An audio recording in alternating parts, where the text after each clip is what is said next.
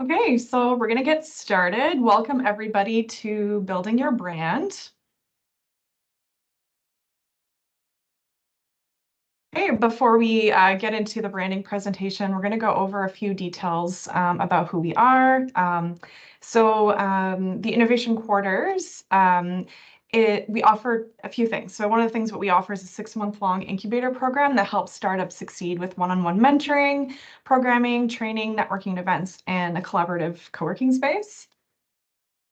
And by the way, I should go back here, but our next cohort is going to be starting in the fall. So I encourage people to apply over the summer if they want to be a part of our incubator program. And the Regional Business Center serves the Greater Sudbury, Espanola, Manitoulin Island, and the surrounding areas with services that include one-on-one meetings, consultations, business plan support, market research, registration, and more. So they're really great if you're looking to just you want some help with registering your business, or you want someone to help review some of your business plan or something like that. Scheduling meetings with them is really great. And you can do that in person or virtually by checking out their website, regionalbusiness.ca. And we have a few upcoming events. So we do have the Business Model Canvas event that's part of our reoccurring entrepreneurial series. That's going to be happening on May 30th. And then really exciting to work with John Cole from Sudbury MMA, who's going to be presenting on June 6th on the topic of understanding your market and competition, which is going to be really great to see, a business owner who actually who's competed in real life against foes and against competition in a business aspect. And then again, part of our entrepreneurial series, we have Mastering Market Research on June 13th, which will be really great for all of you who are starting a business and want to do a little bit of market research to better position yourself, which, I'll talk a bit during our branding presentation. And then finally, on June 20th, we have Crosscut Distillery, who's going to be talking to us about planning social content. You should check out their social media. They're experts at it. So we're really looking forward to hearing that presentation on the 20th. So you can register on our website at innovationquarters.ca under the events tab, but you can also register at the regionalbusiness.ca website as well. Our events are shared in our calendars there. Okay, so today's presentation, all about branding. You might ask yourself, who is this presenter and why is she qualified to talk about this? So prior to my role here at the Innovation Quarters, I did, own a design studio and operated that for over 14 years. I am a registered graphic designer, and so I do abide by certain code of conduct as a registered graphic designer.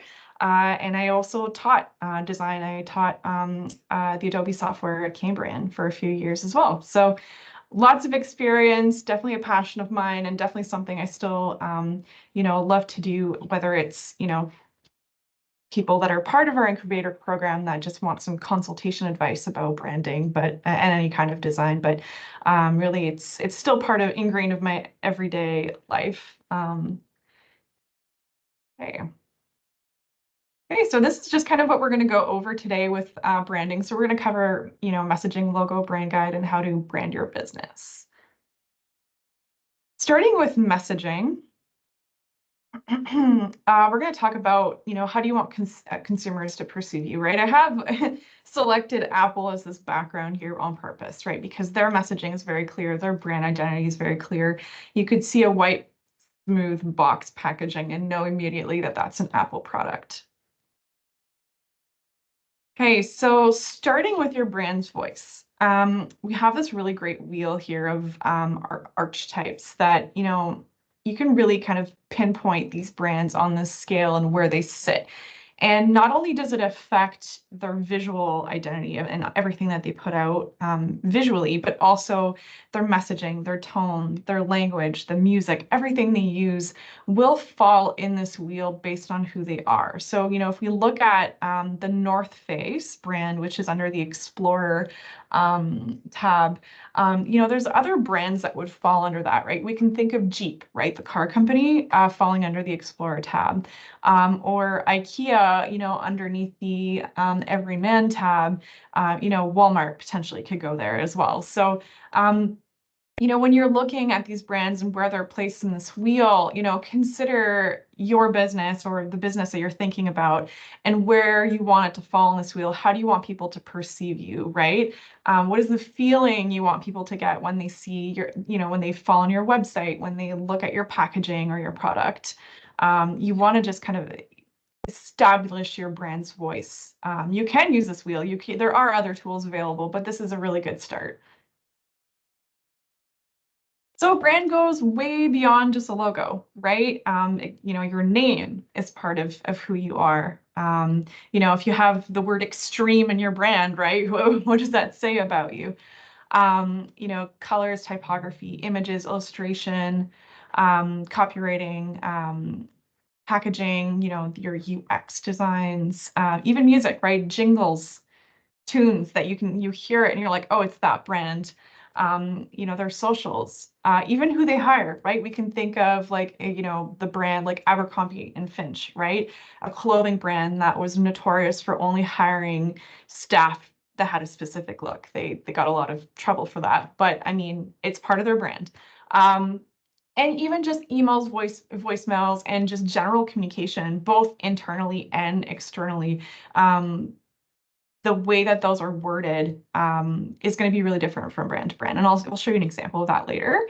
But I just wanted to bring up like that things as simple as a color can be part of a brand. So for example, Tiffany in 1998 actually branded their color with Pantone to say, this is our color, Tiffany blue, and nobody else can use this exact shade. So, they trademarked that, which is really amazing to say, well, we own this color. Same with our box, that's trademarked too. Okay, and again, all of the examples of the brands I'm showing, I'm not necessarily saying they're good or they're bad, but I do want to kind of give some examples, some real life examples. So we have Tesla here. And one thing I wanted to bring up is that your brand should always align with your core values, your mission, and your vision. So for Tesla here, their mission is to create the most compelling car company in the 21st century by driving the world's transition to electric vehicles. And then their vision talks to accelerate the world's transition to sustainable energy. Notice how they use the word accelerate here, which again is a play on words because cars accelerate. Good copywriting here.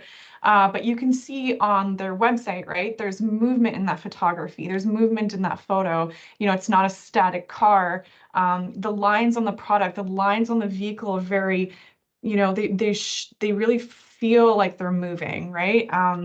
The product itself really is designed to fit this mission and vision. And even if you look at their logo on the top left, right, there's something really innovative about the type in their logo. It does really speak to modernism and to like the next step of vehicles.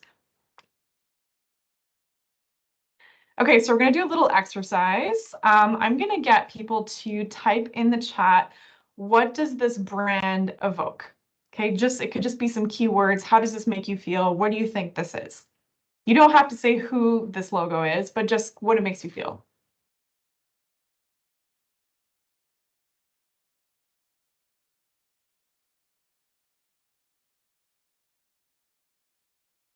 Activism, yeah.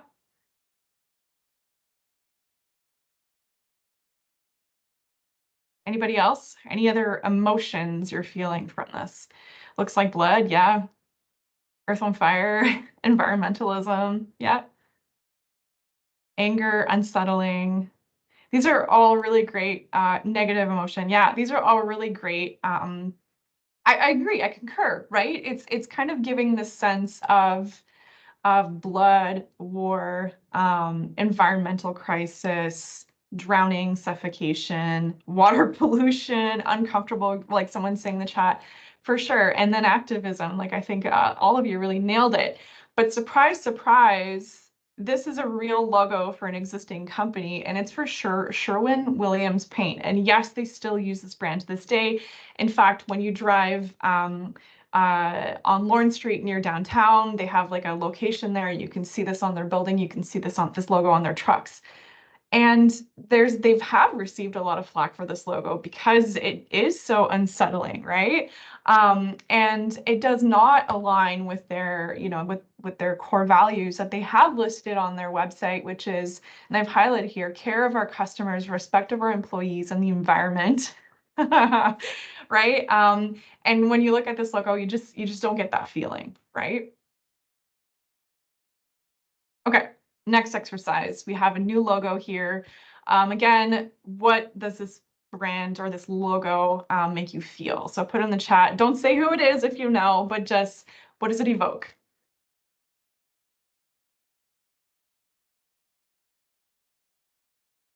Happiness, balance, profit, energy, non-for-profit, vibrance, health. Yeah, green revolution. I like that. Green revolution. It definitely does feel like that, right? So those of you who said energy, like you're right. Mental health, prosperity. Yeah, beautiful, right? It does feel very, sun, leaves, nature, eco-friendly, balanced and zen, like a lot of you said, happiness and warmth, right? But surprise, surprise, this logo is actually for BP. And again, this logo did receive a lot of flack when it was rebranded because it feels like the company is trying to be something they're not, right?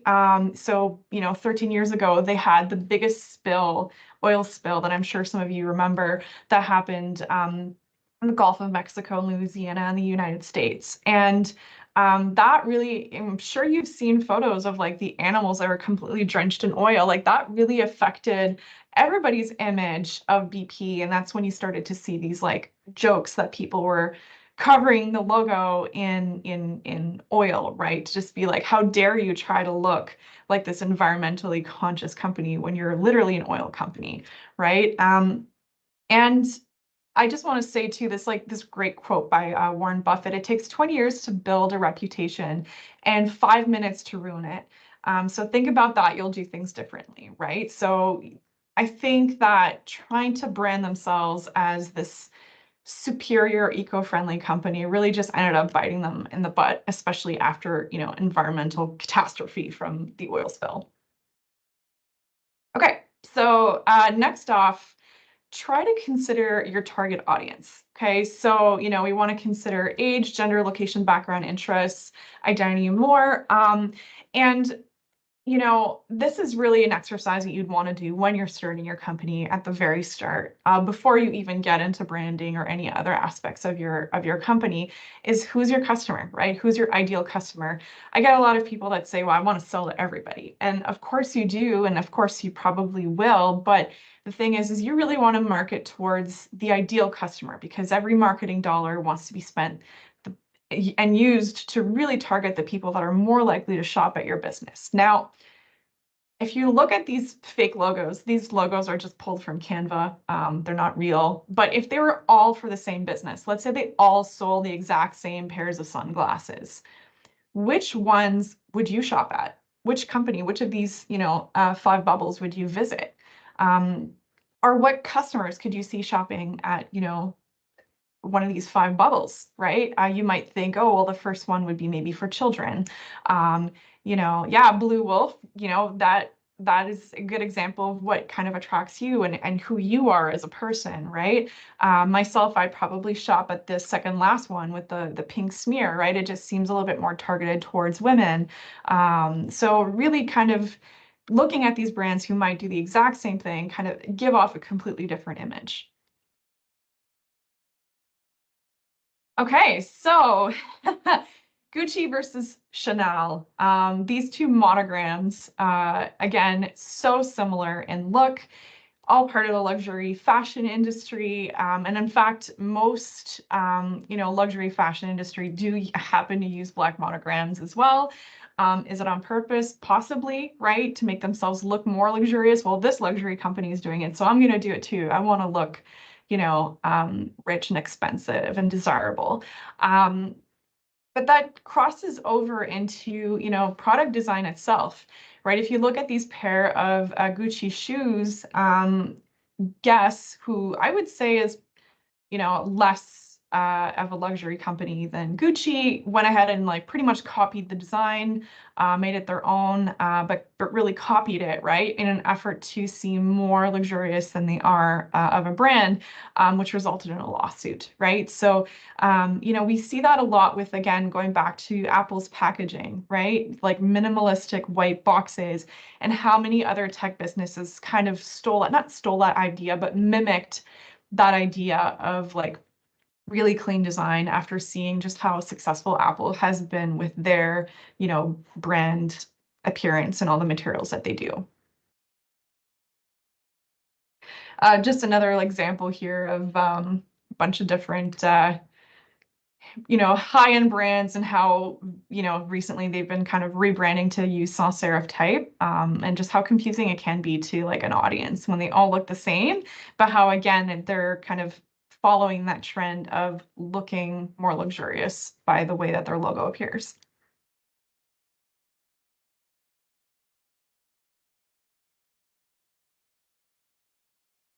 Okay, so you might have noticed if you've done some shopping that Pepsi, or if you're a Pepsi drinker, that Pepsi recently rebranded to look back like they used to. Their old logo is back. And about, I don't know, like over 10 years ago, maybe 15 years ago, Pepsi had rebranded to have the logo on the left with the swoop. And there was a bit of an outrage because some people said, why, fix something that doesn't need to get fixed, right? And a lot of people kind of made fun of the brand, and modified it in different ways. And, you know, it really wasn't a good image for Pepsi. They kind of realized that they made an error with that rebrand. It was a very expensive rebrand, so they did use it for a number of years, but then ultimately ended up going back to their original logo that everybody, knew and loved. And that's just a sign of like that user feedback that people were not ready for that change. Okay, so let's talk a little bit about the different logo types. So there's quite a few ways that your logo could appear. So for example, Wix uses a word mark, which is just the lettering. There's a mascot in the Michelin one. The difference between a symbol and an abstract logo would be like, obviously, we can tell that the bird of Twitter, RIP, Twitter bird, is a bird, but then under abstract, the Nike logo, like what is that supposed to represent? It's supposed to be a wing, but it doesn't really look like that, versus an emblem. And then, the dynamic one is a logo that's constantly changing. So it might change shape or it might change color or patterns depending on where it's used. Yeah, comment from Jasmine, still recovering from the Twitter rebrand. Yeah, I know. Uh, um, but I would say in most cases, especially with new businesses, I do want to advise you to use either a combo logo or a word mark. And the reason for that is that you're new, you're not established, people don't necessarily know who you are. So if you were just to use an abstract symbol, emblem, or something like that without any words associated with it, people might not know who is that, right? How do I find them? How do I get one? I want to see more of this, but I don't know who they are. I can't even do Google search of their name, right? So really just consider how your logo appears. We also want to consider size, right? So again, this is a fake logo taken from Canva. It's actually one of the examples that they use on the landing page for logo design. I think it's a very bad logo, and my reason for that is that, first of all, it's not accessible. It's hard to read. There's not enough contrast between the type and the background color. But look how bad this logo reduces in size, right? If you look at it on a pen, it just looks like a purple dot, right? So your logo should be able to function on the side of a pen, but also be able to be blown up on a billboard or on the side of a jet. Hopefully one day we all get jets with our logos on them. We also want the logo to be simple, right? So your logo should have the ability to be etched into glass, into metal or wood, and even be embroidered. So we have these two examples of the logos on the left, which are very complicated logos, and difficult to, to actually carve or anything like that. And then we have a great example of the Under Armour logo, which is embroidered out of fabric. This one is actually a photo of an embroidery and how clear that logo and the wording is, even in a format like embroidery. We also want to consider the logo meaning, right? A simple logo that doesn't necessarily have exactly what you do in your logo sometimes is more effective. And the reason for that is that a logo that has, exactly what you do in it can sometimes pigeonhole you in only offering that product or service, right? So if you look at that, logo example with a vacuum in it. Like, are they selling vacuums? Are they a vacuum company? What if they actually end up doing more window washing, right? Is this logo going to be confusing? Or the cupcake, logo. What if they wanted to become more of a cafe and offer sandwiches and soups? Would you just think it's a bakery if you drove by this business, right? So really consider, what is in your logo and how it can just make you stuck selling only a specific offering. An example of this is the Dairy Queen logo, which is actually, if you didn't know, that's a pair of lips, pair of red lips. And in 2007, they decided that they weren't making enough money in the winter months in North America, so they wanted to start selling hot food, so burgers and things like that. I personally never have bought hot food from DQ. I stick with ice cream, but that was something they wanted to start offering. So they actually rebranded their name and their logo. They're still technically Dairy Queen, but they go by DQ now, so that we're removing the word dairy from the logo, hence being able to offer more than just ice cream. And not just that, but if you look at the swooshes, there's an orange swoosh and a blue swoosh to represent hot and cold. So hot foods, meaning burgers and things like that, and then cold foods, meaning, ice cream and slushies and whatnot. So that was a strategic move in their rebrand to be able to not, again, pigeonhole themselves too much to only sell cold ice cream. Okay, so logo symbolism. We've got a few logos up on the screen. Some of them have hidden meanings in the logo itself. If you recognize any of these, please go ahead and type them in the chat. So if you see something hidden in the logo. Yes. A to Z for Amazon. Anybody else? Yes, Airbnb with a location icon inside. Smile, the Amazon logo. There's an arrow in FedEx. Yes. Sorry, I'm very excited about all these messages. You all understand this really well, so it's great to see. Yes, there's blades in the Gillette logo.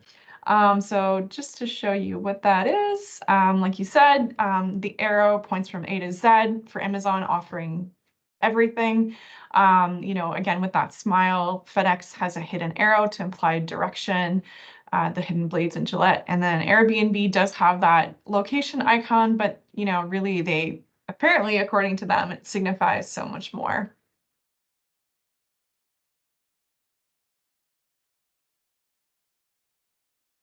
Okay, so I wanted to do a little bit of a logo case study. This is a brand that I worked on in 2023, 2022, 23. And this is for the ORCC, so the Ottawa Rape Crisis Center. So when they approached our team, they wanted, so they already had an existing brand, but it didn't really resonate with them anymore. They wanted to ensure that, and we discussed this during like an initial meeting, that they wanted it to, not include people or reflect any gender in their logo. They wanted it to be hopeful. They did want to keep the color teal, which was in their original brand. And they liked the idea of growth and blossoming.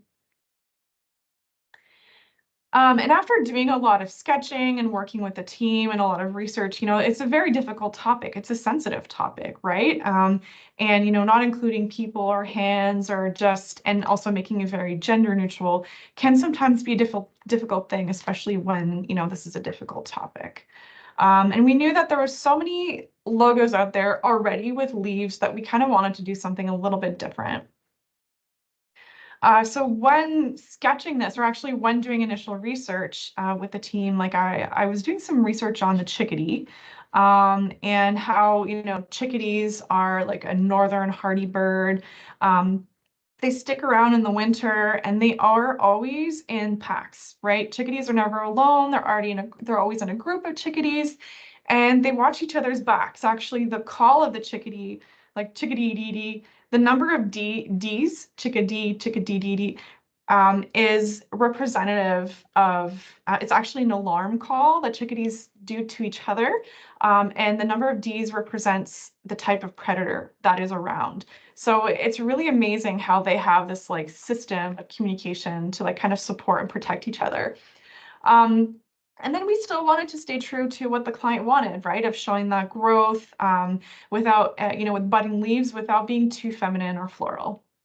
So this is the logo that we ended up coming up with. And the bird's point, again, back to symbolism, the bird is pointed towards the right, which for a lot of people signifies the future.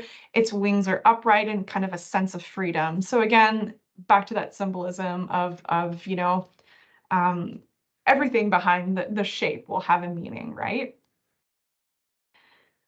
Okay, so typography. Font choice will not only affect legibility, but also set the tone for your brand, right? So we have obituary written in 3 different formats. I believe the first one's a metal band. And really the choice of your typography sets a message, right? The word on the right, doesn't look as serious as it probably should be. And obviously the word on the left, should be nowhere near an actual obituary.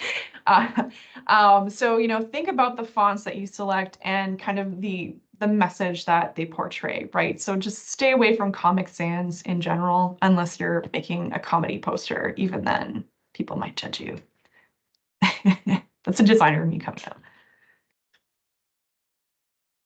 We also want the brand to be legible, right? So think of the size, the letter spacing, the fonts that you're using, the thickness, and obviously the color contrasts are all going to impact legibility. I say legibility here, but they also impact accessibility, right? The more legible your, branding is, the more accessible it will be. So a good example of this is the logo for Eddie Bauer. They rebranded, I forget which year they rebranded it, but they essentially rebranded in order to cater better to Gen Z because they recognize that a lot of younger folks are not able to read cursive lettering, right? And that was a strategic choice in their rebrand. The center logo is just a fake logo off of Canva. Again, just showing how incredibly difficult yellow type is to read on a white background. If you're making a brand, don't have a yellow type. It's just not easy to read. And then another example of a rebrand is Kia, which is the previous logo on the bottom, and then the rebrand on the top. A lot of people did complain when Kia went ahead and rebranded and said, like, we can't read that. Is it KN? Is it KVI? There's so many ways of reading that. Yes, it does look really modern and probably aligns with their new mission and vision and all that, but people did, and still struggle to read the Kia logo. And then also color considerations, right? When you're looking to brand yourself, like what color is your competitor using, right? If your main competitor is red, likely you probably don't want to be red as well. It'll just create confusion with your audience. You want to consider who it's for, right? I mean, if you're branding for, again, I'm going to be very, very stereotypical. Boys can have pink things, but if you're branding like monster trucks with a typical audience of boys, you might not make the logo pink, right? So just really considering who it's for, the industry, what you're in, right? Like green often meaning environmental, or the cultural symbolisms around like red, green, and yellow, and what that implies. I've added here just like a few general color associations, and they don't always stick to this, right? And think about also cultural color meanings, right? In some cultures, colors have a completely different meaning than they would in, necessarily in North America. But here's some general ideas. Like, for example, we see yellow mostly in the food industry, a lot of yellow in food. But we also happen to see, let's see here, another example, black in, apparel and telecommunications and the entertainment industries. Like that's often what we see them in. But it doesn't mean you have to stick to this. So again, little exercise on the right, I've got 3 plus signs, which I'd like to see if anybody has any idea of the differences or what the colors could mean in this situation.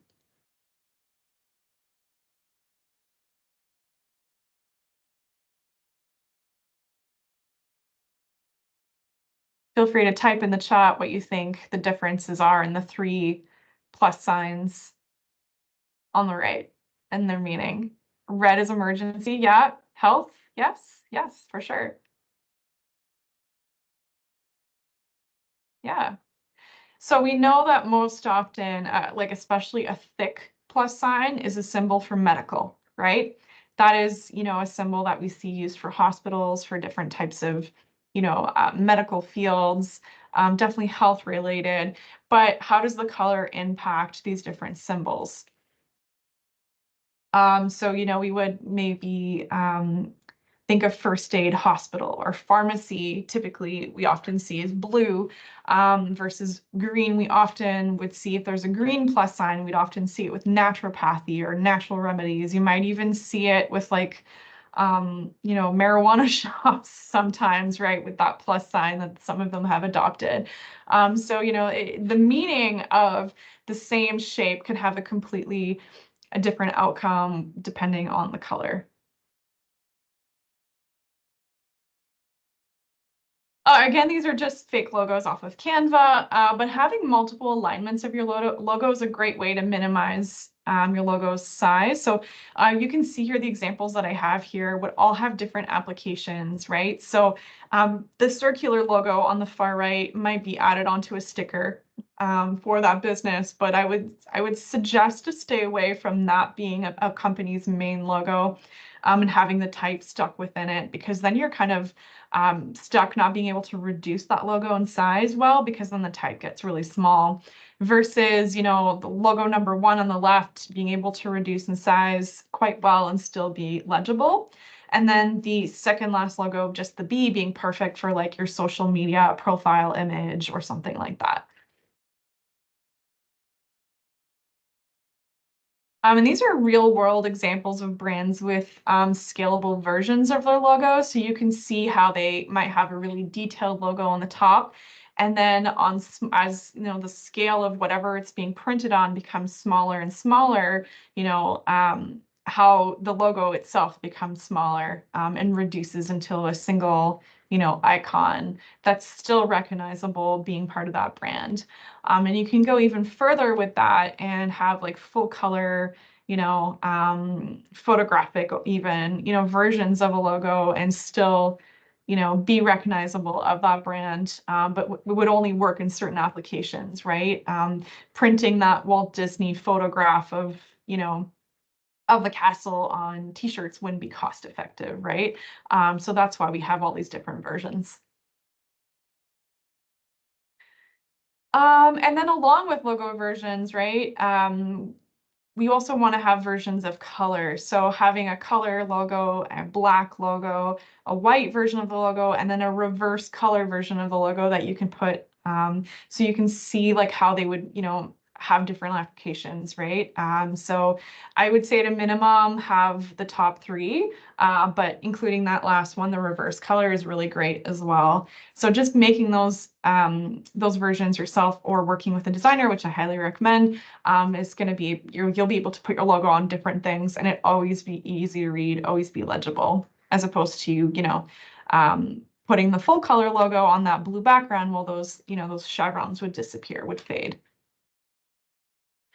I'm going to get a little bit technical here, but I do want to say that logo files should be in vector format, or should at least have a vector version of the logo. So you might say, what does that mean?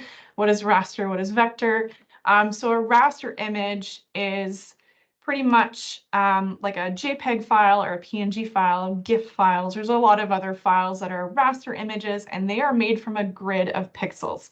So when you blow up that image ends up looking fuzzy or blurry because those little squares end up becoming larger. So your logo shouldn't necessarily be made that way. Like you could still have versions of your logo as a JPEG or a PNG, but really you do want to still have vector versions of your logo. So these are used by professionals and they're created professionally usually.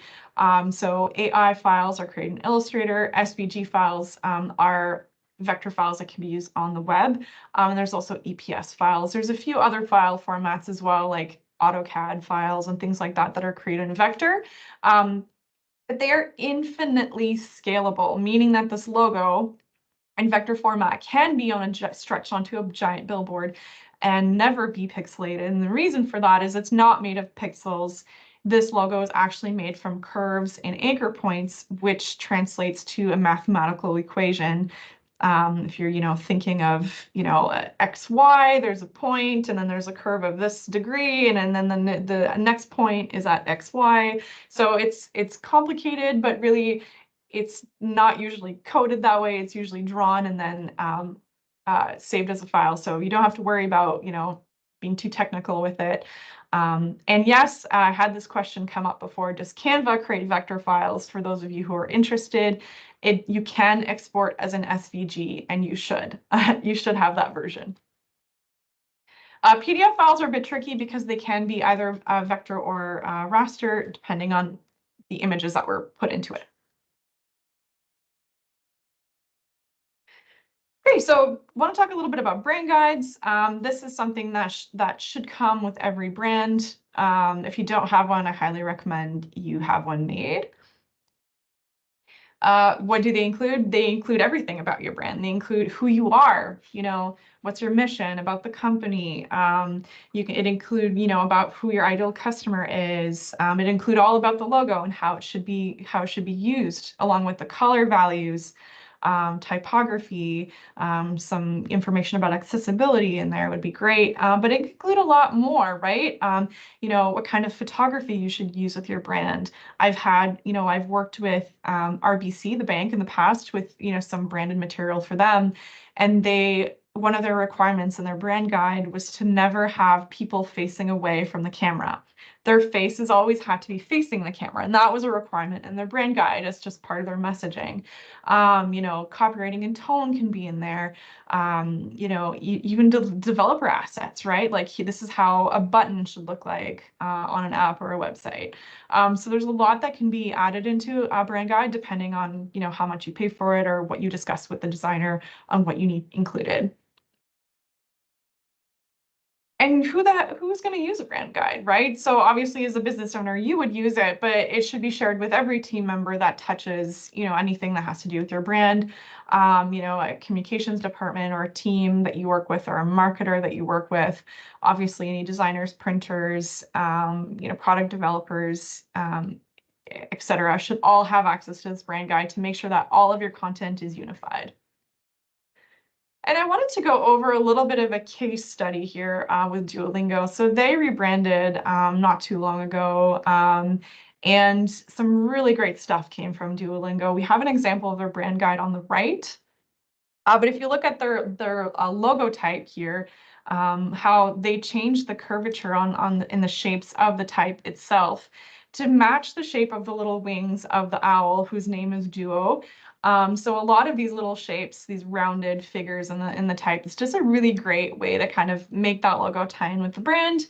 And then on the right-hand side in the brand guide, you'll see a lot of those rounded corners on those boxes, right? Which is such a great way to kind of continue this appearance of the brand. And even in the brand guide, there's apparently some funny, parts, like don't put the eyes completely center in the owl's face because it can look creepy. Again, that ties to their messaging, right? The idea of saying it'll make him look creepy. You might not see that in RBC's brand guide, right? Again, internal messaging tying back to the fun aspect of this brand. And even it goes on to their products that they sell, right? So if you look at this t-shirt and you look at the buttons on this t-shirt, they're colorful. Who would have thought to have a blue and orange button on a green t-shirt? Well, again, ties back to the brand and how they want to be like they want to come off as playful. And even, in some of their, app design of how, they use gamification. So it's an app where you have games in order to learn the languages that you're looking to learn and badges that you're winning and things like that. And just kind of, again, plays on the playful aspect of the brand. And I thought this was such a funny example when it came up. This was prior to their rebrand, so it's using the old owl shape, but I just thought that this was a perfect way to show how branding can affect messaging itself. This is a email that someone received, and I'm just going to read it here. Language bird is crying. Learn Italian today, or he will eat a poison loaf of bread. The next email will be a funeral evite. That is hilarious. That is so funny. Again, pulls on the playful aspect of Duolingo and the way they want to be perceived. And they're really using like emotional psychology here, where you're like, oh, poor owl, I'm gonna log back in and I'm gonna start learning. Just a really great example of how that brand continues on even to marketing campaigns. Okay, so I'm going to get into how to brand your business. So, how to do it yourself, for example. There's lots of different websites that can allow you to create a logo. Like I've talked a lot about Canva, there's Wix, you can get AI generated logos. On the right-hand side, there's an example of, I just typed in business, and these are recommended business logos that came up. There's pros and cons of doing it yourself, right? So, the pros are it's going to be cheap and it's going to be fast. But the cons is that there's no research included. Design should be research-based first. The ideas are stock. They're not, they're not creative. They're not unique. You can't trademark a logo that you've, taken off one of these sites. You're not going to get all the file versions that you need. You're not going to be able to get the right file types. You're not going to be able to ask for help if you're like, hey, I need a version of the logo like this for this application. Like you can't get that support. And there obviously could be potential copyright issues. How many other companies are using that exact same logo? Hiring a professional is the other option. You can work with a design studio or agency or a freelancer, an independent designer, to help you create that brand. I did want to point out though that your friend's son, who's good at art, is not a logo designer. Not every creative person is a logo designer. It is, something, it is a skill, it is a trade that, that's people have years of experience or education in. So just consider that, an artist or, someone who likes to draw is not a logo designer. And obviously the pros of hiring a professional, I would say, are a little outweigh a bit the cons, right? They're going to be able to do a lot of research into your target audience, industry trends, and even a competition analysis based on who you're working with. They could offer a lot more or a bit less depending on what they do. But these are all great ways to really make yourself stand out. It's going to be creative and unique. It is trademarkable. It is your own design. They will often offer more than just a logo. You'll get that brand guide as well, typically. And you can count on them for questions, edits, additional designs. The cons is, obviously it is an investment, right? It is expensive, it can be, I should say. And it's going to take a bit longer. And, there is potential for an unaligned vision, right? There could be a case where they're just not matching kind of what you're hoping for. And in that case, what I would recommend to do if you are working with a designer is to give them as much information as you can as to who you are, your audience, your industry of how you want it to be perceived. Do have checkpoints with the designer to make sure that they are on the right track. Do make sure that you involve everybody who's in charge of the decision making, right? So let's say you have two other business partners and you're the only one working with the designer, and you work with the designer throughout, you give them all your feedback, but then at the end you present the logo to your business partners and they say, well, I don't like it. Well, that's not really fair to the designer. They should have been along for the ride to help kind of really frame that brand from the start. And then also come prepared with, with some direction. I in the past, I've loved working with clients who've brought in a mood board like this example on the right of, examples of things that you like or things that you resonate with, that potentially could influence the way that your brand looks. And in closing, your brand should not reflect what you like, but rather what your audience will resonate with, right? It's not about you, unless you're selling, unless maybe you're a real estate agent, I guess, but it's not about you, it's about your client. It's about, who you're going to be selling to. And a great quote again by famous designer Paul Rand: design is the silent ambassador of your brand. So on that note, I'd like to open it to questions. So please feel free to chat in the chat area and try to answer them as best as possible.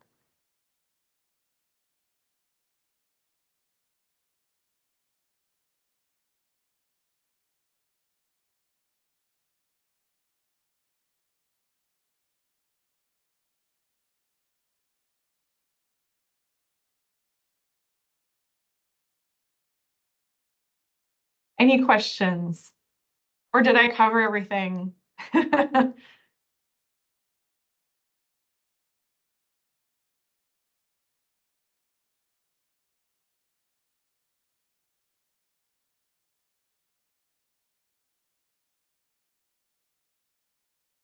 Okay, we had a few come in. Tools for designing a logo, maybe.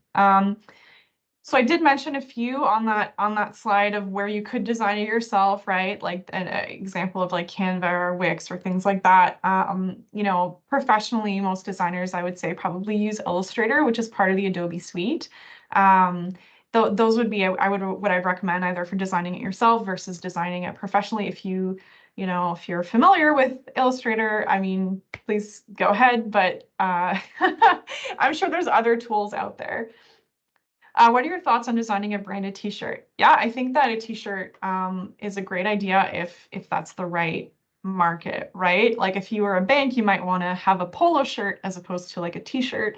But it's a great way to kind of show your brand out in public. My recommendation with that is if you're a new brand and people don't really know what your logo means, maybe making sure your name, like the business name, is on there, and you could even go beyond that, right? And add your website somewhere small or on the back or something like that, just to kind of drive traffic back to your business.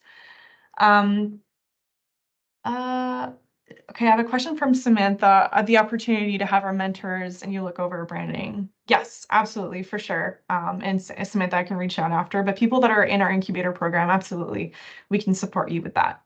And thanks for the comment, Jamie. And finally, David, what is the average cost investment of professional logos? So that is a great question. Professional brands really vary depending on who you're using, right? If you're working with a freelance designer, the cost is generally lower, depending on their experience, right? Whether there's, new graduate or they have a bit more experience, it could be from $1,000 to working with a big design studio could be $100,000, right? So really the price scale could really depend on who you're working with. Some, agencies could take over a year to create your brand, and that's because they are, doing market research. They're, they're doing focus groups and meeting with people and getting feedback on what they want to see. So it could be a really big process. But if you're, a new startup, I would say generally, 1,500 to 5,000 might be a pretty good investment. There is a comment from Hannah. Will you be emailing us a copy of today's session? What I could do is the session is recorded. So what I can do is share the video recording with the people that attended. I'll be sending that along with a survey for you to fill out just on what you thought of today's presentation. Okay. Thank you so much, everybody. It was great doing this presentation about branding. I'm sure you can all tell how passionate I am about this topic. So I really look forward to seeing some of your businesses and the brands that you do end up developing, whether you do it yourself or whether you work with a designer. All right. Take care, everybody. Thanks.